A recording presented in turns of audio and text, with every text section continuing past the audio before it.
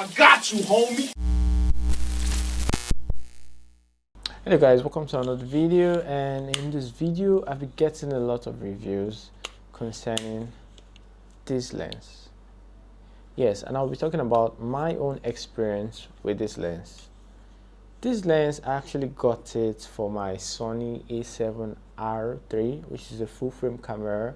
So I basically got this lens for a real estate job. I needed to do some wide angle shots of the area, so I needed a wide angle and I didn't have an ultra wide angle lens on my bag, so I had to place an order for one, but I didn't know this one was a crop sensor lens. So when it got to me, and it was already the day for the shoot, so I had to just manage it and just see how it's going to come out. So I actually used the lens. I was having doubts at first, but when I tried the lens, you know, I kind of like the production, though it's a manual lens and basically your aperture, but you can't set your ISO here, and it's also a prime lens, it's not a zoom lens. So I had to turn it down to this infinite sign here, which actually makes everything in focus.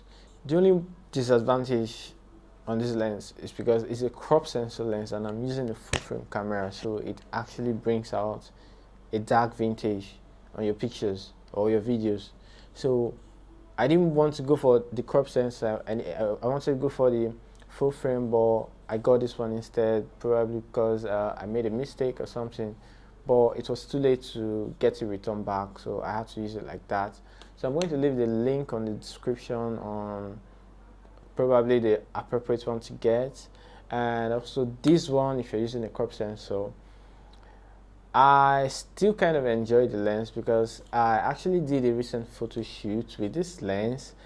You know, I just felt like, let me try, you know, some perspective in the studio, and I really got a lot of comments and people asking me like, whoa, I love the pictures, how did you get them, how did you shoot them, what angle, you know, stuff like that. So I had to, like, you know, make a simple review of this lens. You know, it's not the average lens for my camera, but it works wonders, and it's quite on the budget if you are working on the budget. I know the full frame lens is quite expensive.